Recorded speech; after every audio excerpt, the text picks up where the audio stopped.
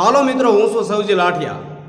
તો મિત્રો, આજે મને જણાવતા આનંદ થાય છે કે કંટાળા ગામની અંદર રામદેવજી બાપાના જીવન ચરિત્રનું એટલે કે 5 દિવસનું સમાધિ આખ્યાન, એની અંદર 66 જોગણીનો પ્રવેશ.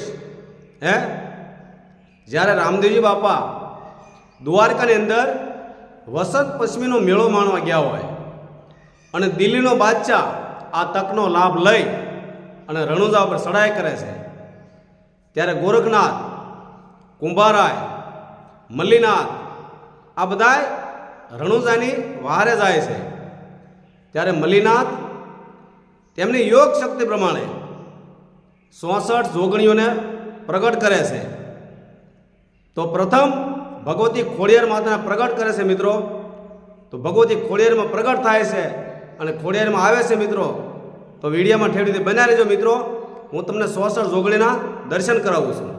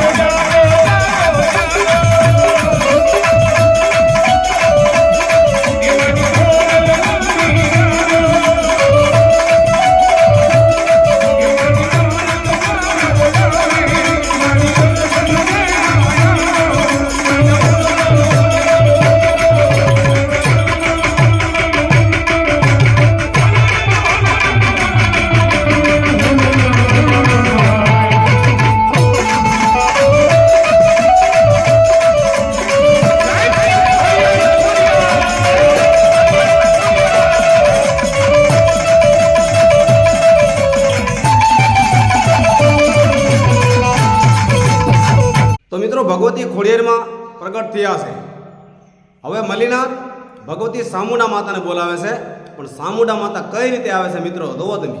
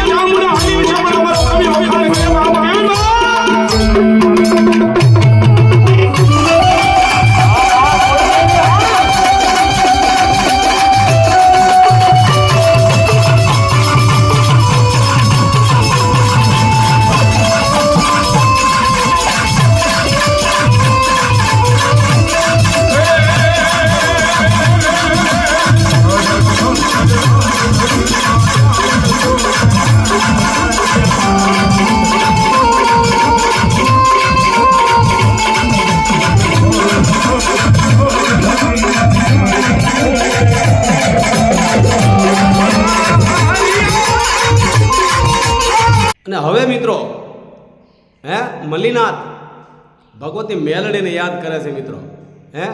કોઈ બાવડો ન ચાલે તેથી ભગવતી મેલડી બાવડું ચાલે. એવા ભગવતી મેલડીને અત્યારે મલ્લીનાથ પ્રગટ કરે છે. પણ મેલડીમાં આવે છે મિત્રો, જોવો તમે.